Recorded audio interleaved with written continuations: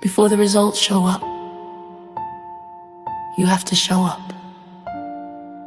And not once, not when it's convenient, not when people are watching. You show up before there's proof it's working. Because here's what most people miss. Results don't create identity, identity creates results. You don't wait to win to start thinking like a winner. You don't wait to be trusted to start acting responsible. You don't wait to be confident to start standing with confidence. You decide first. Look at anyone you respect. They didn't become disciplined after success. They were disciplined before success noticed them. That's why when opportunity came, they were already ready. See, the gap between where you are and where you want to be is not talent. It's alignment, alignment between what you say you want and how you live when no one is rewarding you yet. That's where lives change. Not in applause, but in private decisions. The way you speak to yourself, the standards you keep when nobody is enforcing them. Because leadership isn't a title, it's behavior, repeated. You don't rise to the level of your goals, you fall to the level of your habits. So if you want a higher life, build higher habits. Habits of focus, habits of follow-through, habits of self-respect.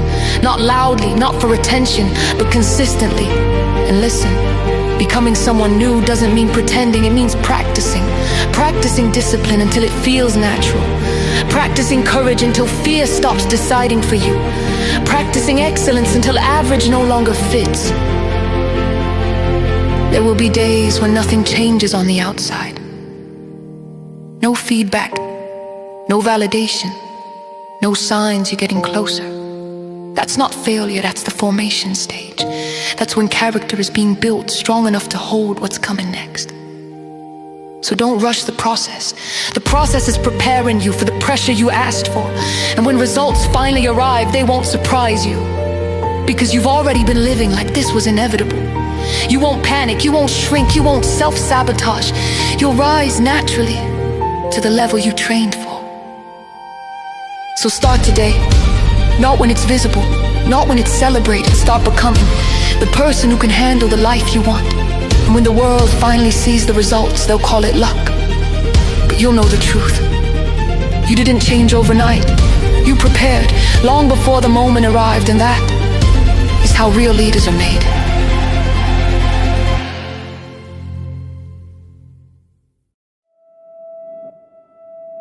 They didn't say it out loud. They didn't have to. You could hear it in the pauses and the way expectations were lowered before you even spoke. You learned what it felt like to be present, but not considered. To contribute and still be overlooked, to be capable and still underestimated. At first you tried to prove yourself. You spoke louder, worked harder, explained more. You thought clarity would change their minds. You thought effort would earn belief. But respect doesn't respond to volume. And it doesn't come from convincing people who already decided who you were. So you stopped explaining. Not because you lacked answers, but because you finally understood who didn't deserve them. There's a quiet moment when something shifts inside you. When disappointment turns into distance. When you realize you don't need to be seen to be certain. That's when self-respect begins.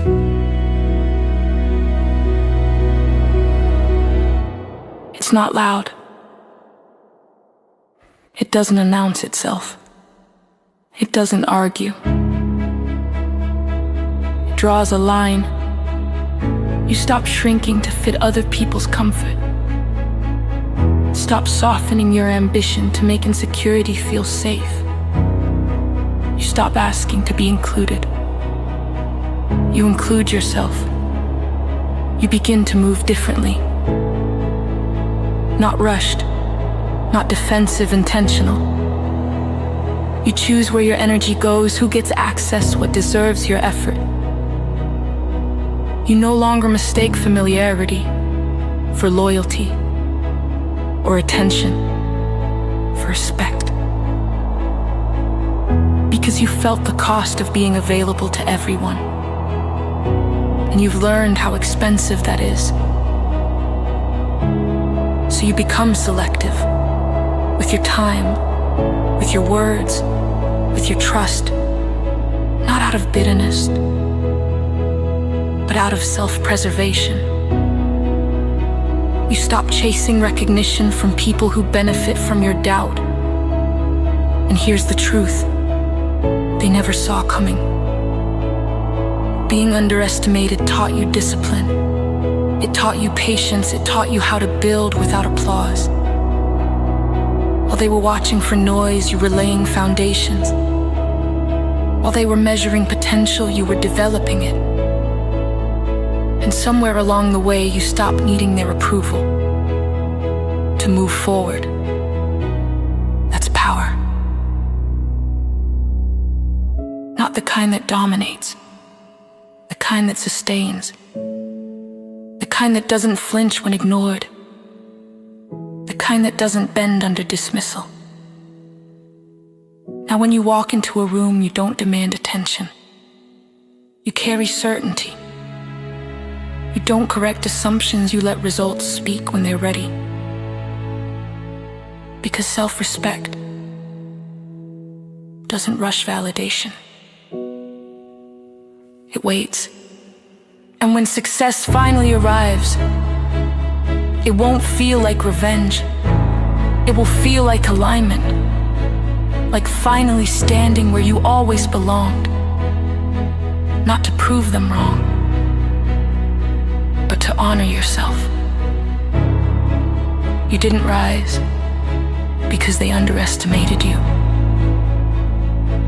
You rose because you refused to underestimate yourself.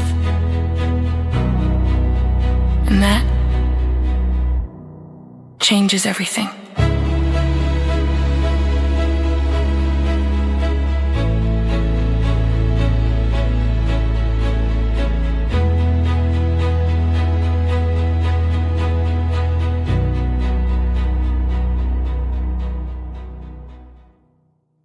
Doesn't happen all at once. There's no argument, no final conversation, no dramatic goodbye.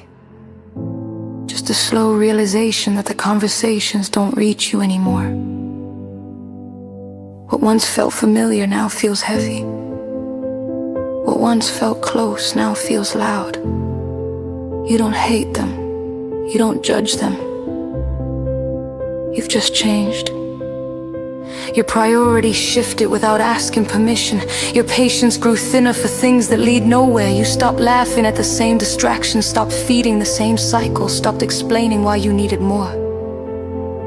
And at first, you tried to bring them with you. You slowed your pace, translated your thoughts, made yourself smaller so the distance wouldn't show. But growth doesn't negotiate, it moves forward whether everyone is ready or not. So you learn to let the silence do what words couldn't. You stop reaching first, stop filling the gaps, stop holding together what no longer held you, not out of anger but out of honesty. Because staying connected out of history is still a choice. And history alone can't sustain alignment. There's a grief that comes with outgrowing people, not because they're wrong, but because they belong to a version of you that no longer exists. You don't owe them explanations for becoming more aware. You don't owe access to everyone who remembers your past. Growth doesn't make you better. It makes you different. And different changes everything. You start valuing depth over familiarity, peace over proximity, direction over comfort. You choose conversations that challenge you, spaces that sharpen you, silence that protects you, and slowly, without ceremony, your circle becomes smaller. Not emptier, clearer.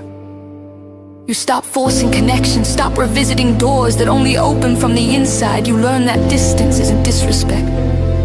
Sometimes it's discipline. Sometimes it's self-trust. Sometimes it's the kindest thing you can do for both sides, because staying when you've outgrown the space creates resentment. Leaving quietly creates room for people who meet you where you are now. Room for honesty, room for alignment, and when you look back, you don't feel guilt, you feel gratitude for who they were when you needed them, for who you became when it was time to move on. You didn't abandon them. You answered yourself. And that's not loss. That's growth.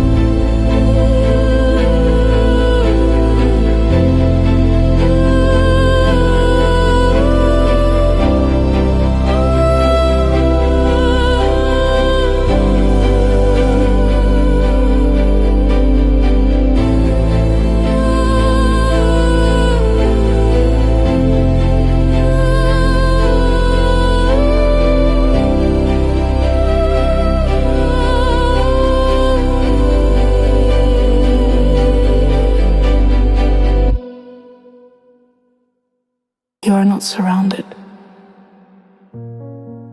because you are weak. You are walking alone because you are focused. This season doesn't need noise, it needs direction, and direction often requires distance. Right now, you are learning how to move without witnesses, how to decide without applause, how to continue without reassurance. That's not loneliness.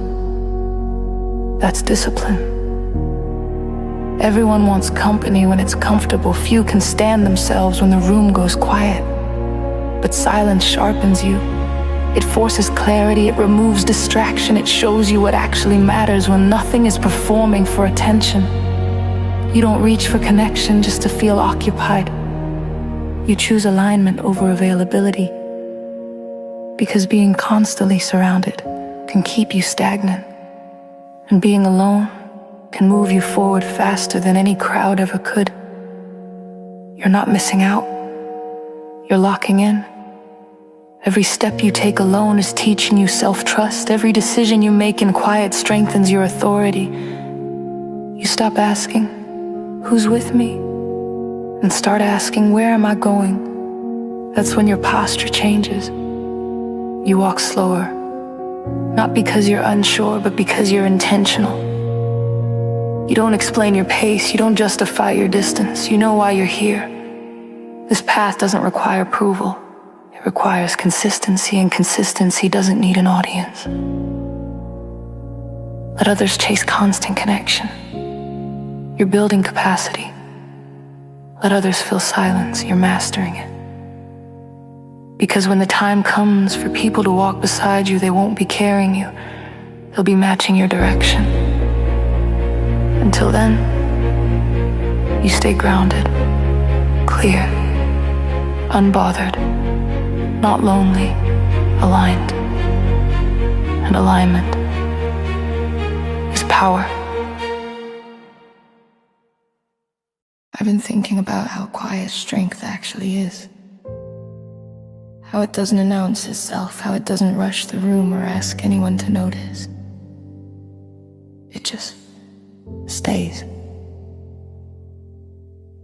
There's a moment you reach when you stop explaining yourself to people who already decided who you are before you finish the sentence.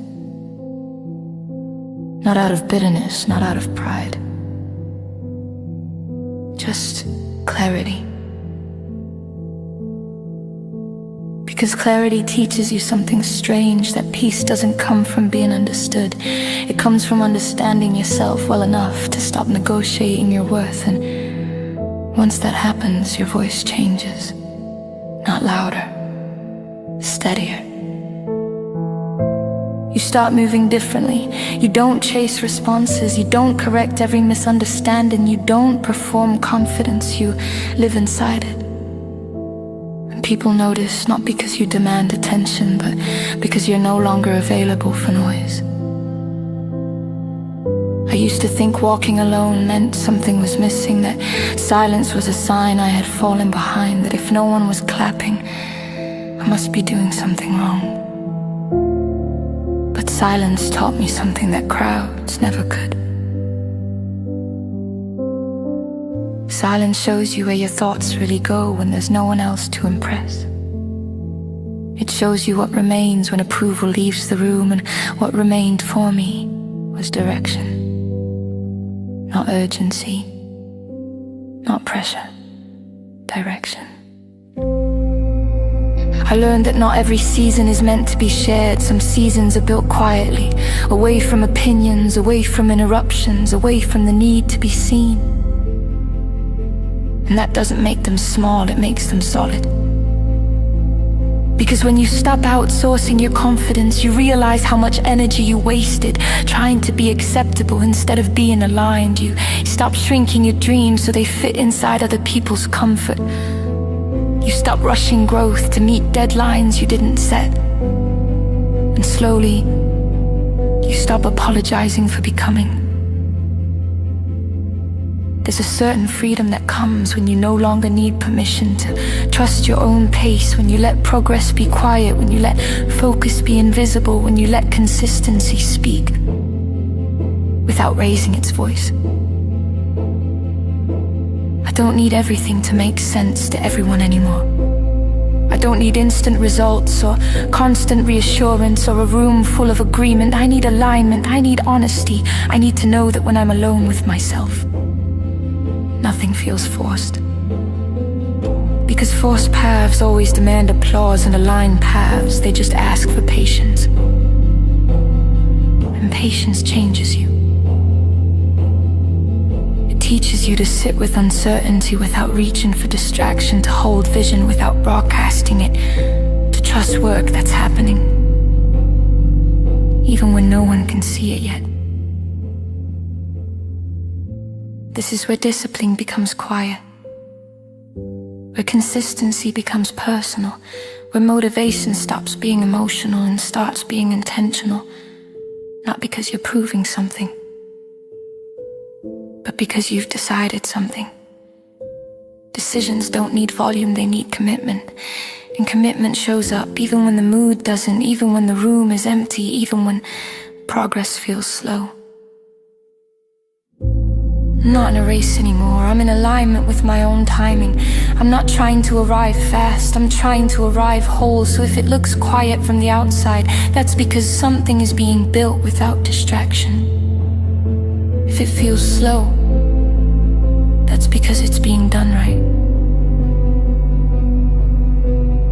I don't need to announce where I'm going. I'll let consistency introduce me. I don't need validation to keep moving. I've already decided to continue, and I don't need noise to know that progress is happening. Because some of the strongest moves are made in silence. I'm not lost, I'm not late, I'm not behind. I'm focused, I'm aligned, and I'm walking forward quietly, on purpose. There's a kind of distance. It doesn't come from anger. It doesn't come from conflict. It doesn't come from betrayal. It comes from growth. And growth is quiet about it. Sometimes you don't walk away from people because they hurt you. You walk away because staying requires you to keep pretending you're still the same. And pretending gets heavy when you've already outgrown the version of yourself they're still comfortable with. So you start speaking less. Not because you have nothing to say, but because you've learned that not everyone deserves access to every chapter. It's strange how maturity changes the way you leave. There's no announcement, no explanation tour, no final argument to prove your point. Just a slow withdrawal of energy.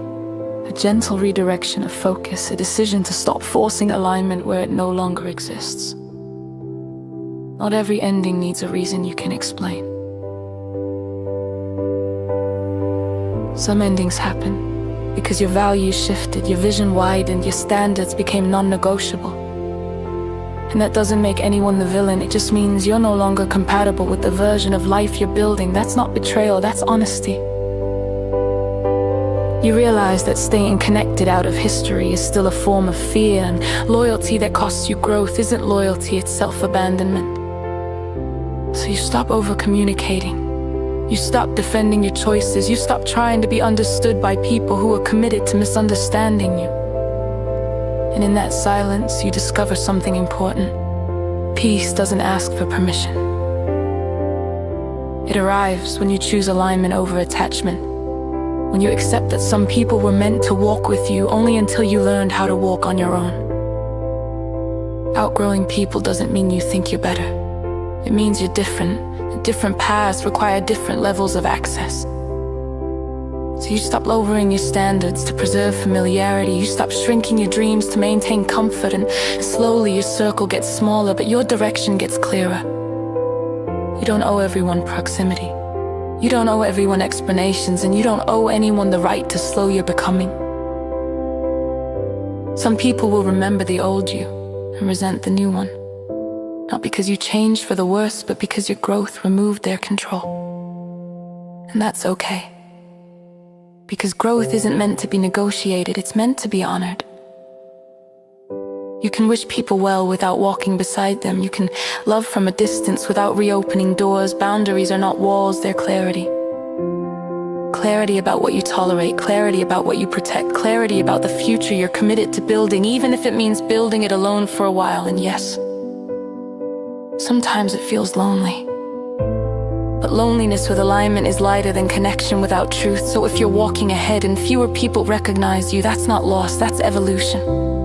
If your phone is quiet or your circle smaller, your life less performative, that's not isolation, that's intention. You didn't outgrow them in anger. You outgrew them in awareness, and you didn't leave loudly, you left honestly.